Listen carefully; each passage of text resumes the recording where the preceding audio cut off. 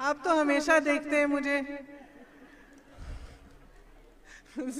जिला की कमेटी के मेंबर हैं, आज थोड़ी कम दिख रही हूँ तो कोई बात नहीं, महिलाओं को तो दिख रही हूँ।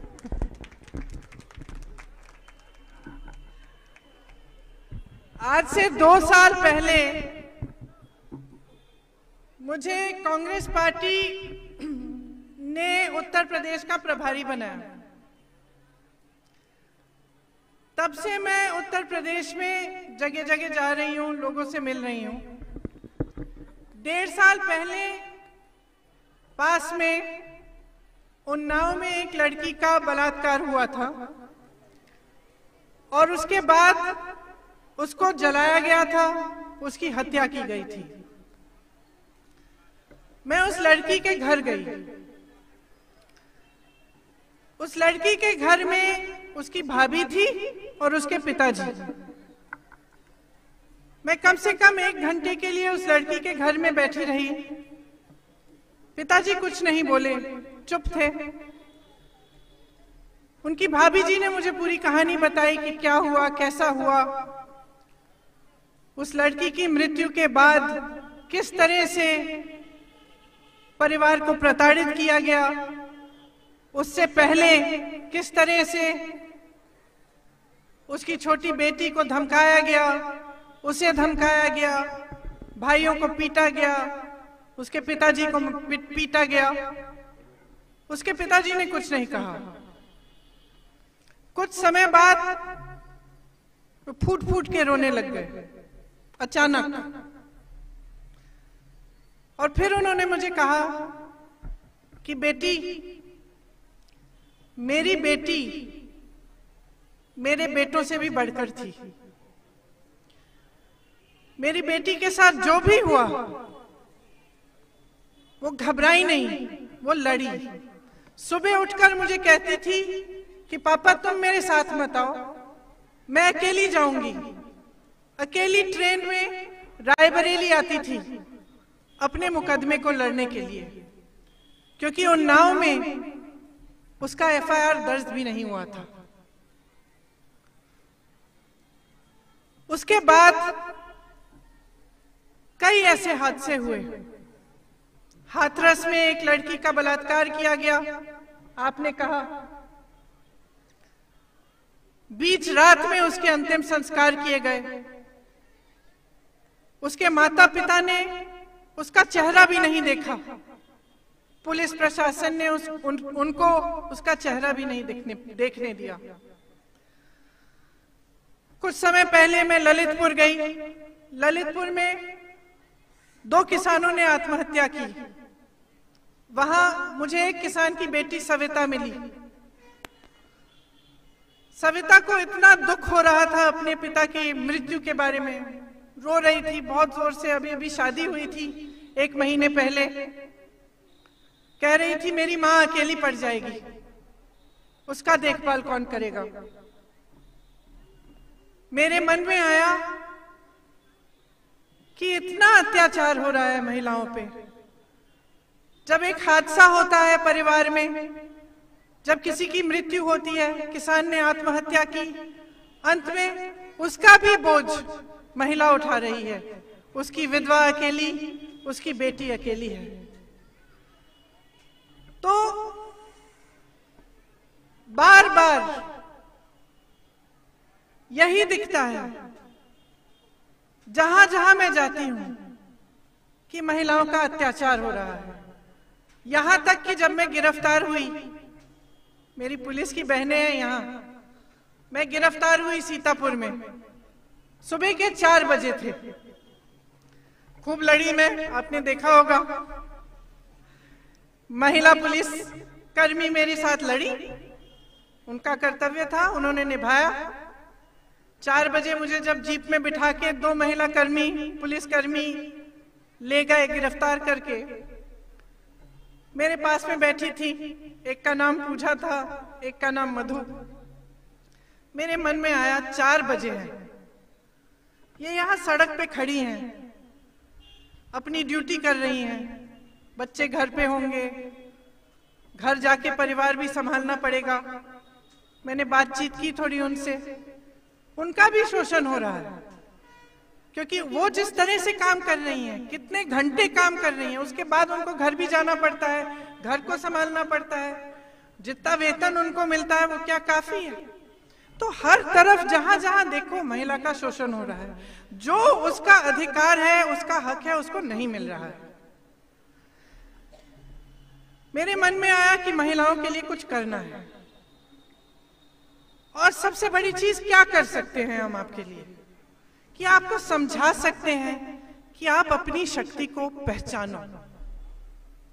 हमने ये शक्ति विधान बनाया, महिलाओं के लिए घोषणा पत्र है, इसमें तमाम घोषणाएं हैं जो हम आपके लिए हम कार्यक्रम करना चाहते हैं, जो चीजें हम आपको सशक्त करने के लिए करना चाहते हैं। अब देखिए, परिवर्तन लाना है तो हम सबको एकजुट होकर लाना पड़ेगा। हमें समझना पड़ेगा कि हम इस देश की आधी आबादी हैं। इसका क्या मतलब है? कोई हमें राजनीति में सीरियसली ले क्यों नहीं रहा है?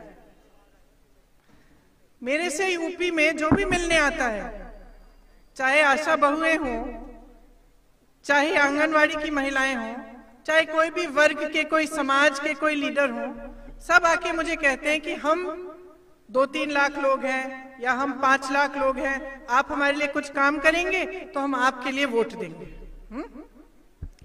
तो आप बताइए, अगर सारी महिलाएं एकजुट हो जाएं और उन्होंने तय कर लिया कि हम इस देश की राजनीति बदलेंगे, कि ये जो राजनीति हो रही है हमारे सामने ना, जो चुनाव के सामने बड़े बड़े नेता आके तमाम घोषणाएं कर लेते हैं, चुनाव के बाद भूल जाते हैं, ये राजनीति जहां हमें चुनावी मंचों से ये सिखाया जाता है, सांप्रदायिकता सिखाई जाती है, जातिवाद सिखाया जाता है, ये राजनीति हमें बंद करनी है।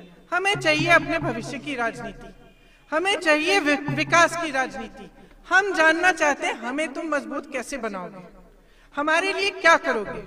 अगर इस देश की सारी महिलाएं एकजुट होकर एक आवाज उठाएं कि हमें ऐसी राजनीति दो, नहीं तो हम तुम्हें वोट नहीं देंगे, तो बताओ, आप बताओ कैसे नहीं बदलेगी इस देश की राजनीति। आप देखिए, हमने एक पहल की है, हमने कहा महिलाएं अपनी शक्ति पहचानो, एकजुट हो जाओ। एक नारा दिया आपको, लड़की हूं लड़ सकती हूं, ठीक है। एक घोषणा पत्र निकाला जिसमें सिर्फ महिलाओं के लिए हम क्या करना चाहते हैं वो लिखा। क्या हुआ? बाकी पार्टियों ने घोषणा शुरू कर दी। आपका आशा बहुओं का मानदेय बढ़ाया गया है कल परसों, अभी तक तो 5 सालों में नहीं किया था, अब क्यों कर रहे हैं? क्योंकि अब पहचान रहे हैं कि ये महिला जागरूक हो गई हैं, महिलाएं समझ रही हैं कि उनमें शक्ति है। परसों प्रधानमंत्री जी ऐसी पहली सभा करने जा रहे हैं जिसमें उन्होंने सिर्फ महिलाओं को बुलाया है। मैं तो बहुत खुश हूं, मैं तो बहुत खुश हूं।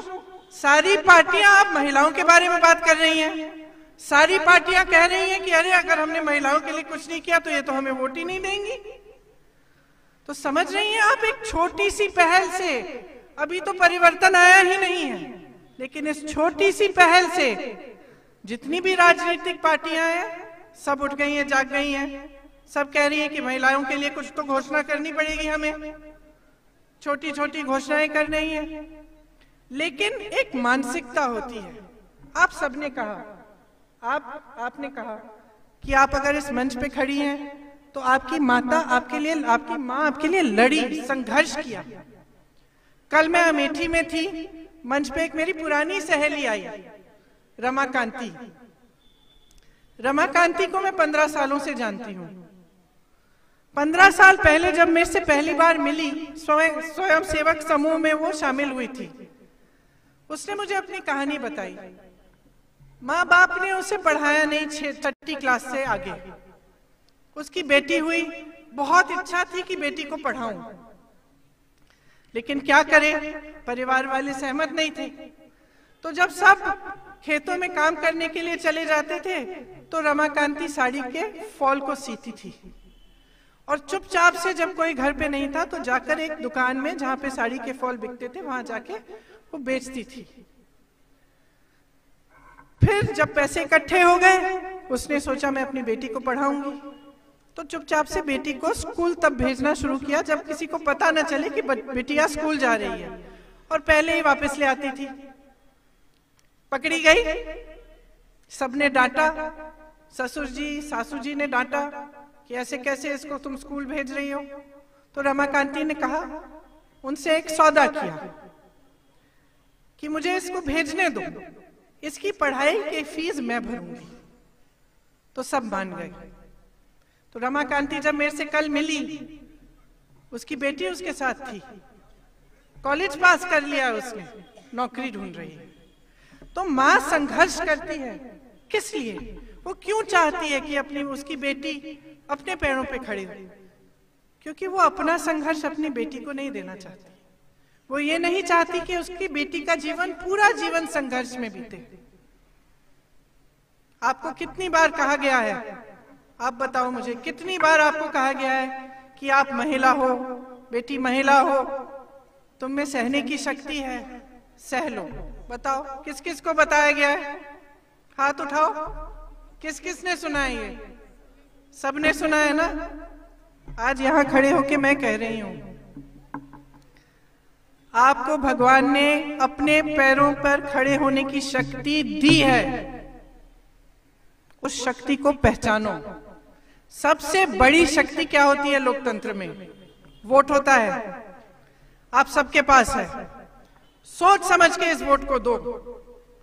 आज से यह तय कर लो कि जो महिला को सशक्त करने का काम नहीं करेगा उसको वोट नहीं मिलेगा। इसका मतलब यह नहीं है कि एक शौचालय बना दिया, नहीं। इसका मतलब यह नहीं है कि एक गैस सिलेंडर पकड़ा दिया, नहीं। ये वोट लेने का माध्यम है, ये आपको सशक्त करने का माध्यम नहीं है। आपको पढ़ाएं लिखाएं, आपको नौकरी दें, रोजगार दें, आपको आगे बढ़ने की शक्ति दें, समाज में ऐसा बदलाव लाएं कि आपका शोषण न हो, जब आप पर अत्याचार हो तो आपकी सुनवाई हो। जहां जहां मैं जाती हूं महिलाओं पे अत्याचार हो रहा है, उल्टा आरोप महिला पे लग रहा है, उस पे आरोप लग रहा है कि उसने क्या किया, जब अत्याचार उस पे है। जहां जहां जाती हूं महिला आती है मेरे पास या उसका परिवार आता है, वो मुझसे कहते हैं कि हमारा एफआईआर दर्ज नहीं हो रहा है। उल्टा हम पे एफआईआर दर्ज कर दिए हैं अपराधी ने, अपराधी के परिवार ने। तो ये जो हो रहा है गलत है। बहुत सह लिया है, बहुत चुप रहे हैं। और एक इतनी बड़ी शक्ति, आधा देश, आधा प्रदेश, इतनी बड़ी शक्ति, और आप अपनी शक्ति को पहचान नहीं रही हो। देखो ना, एक नारा दे दिया, लड़की हूं लड़ सकती हूं। जितने भी नेता हैं सब खड़े हो गए कि आपके लिए कुछ करना है। मानसिकता बदलनी है तो आप शुरुआत करिए। आपने बिल्कुल सही कहा कि अपने लिए खुद लड़ना पड़ेगा। लड़ो, मैं तुम्हारे साथ हूं। जितनी भी शक्ति मुझ में है वो तुम्हारे साथ है। राजनीतिक शक्ति, कांग्रेस पार्टी की पूरी राजनीतिक शक्ति तुम्हारे पास है, तुम्हारे साथ है। मैं खड़ी होंगी तुम्हारे साथ, और साथ में हम परिवर्तन लाएंगे। एक साथ होकर हम इस देश, इस प्रदेश को समझाएंगे कि महिलाओं को नकार नहीं सकते। महिला चुप नहीं रहेगी। अगर उसका शोषण होगा तो वो खड़ी हो जाएगी, अपना हक मांगेगी। आज से अपना हक मांग रही है। इसलिए ये जो शक्ति विधान है, ये जो घोषणा पत्र है, इसमें हमने तमाम ऐसी चीजें हमने लिखी है, आपको पढ़ना चाहिए। आप सब यहाँ से जाते वक्त इसको लीजिए। इसका उल्लेख मैं नहीं करूंगी। आपने काफी कहा कि हमने क्या क्या इसमें लिखा है। इसमें सिर्फ मोबाइल फोन, स्कूटी नहीं है।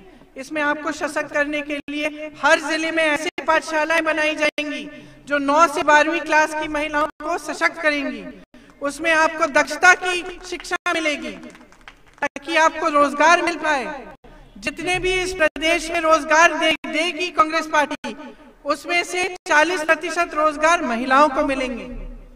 इसी तरह से बहुत सारी घोषणाएं हैं आशा बहुओं के लिए, आंगनबाड़ी के लिए, कि आपको 10,000 रुपए का मानदेय मिलेगा।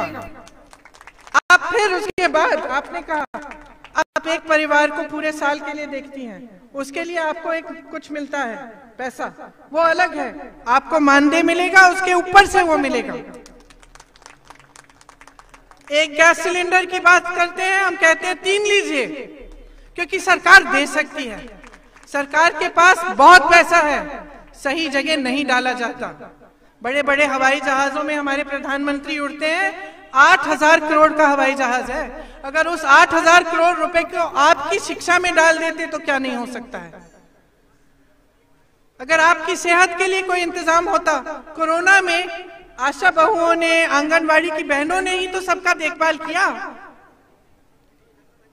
ज्यादातर नर्स अस्पतालों में महिलाएं हैं, इतनी सारी महिला डॉक्टर हैं।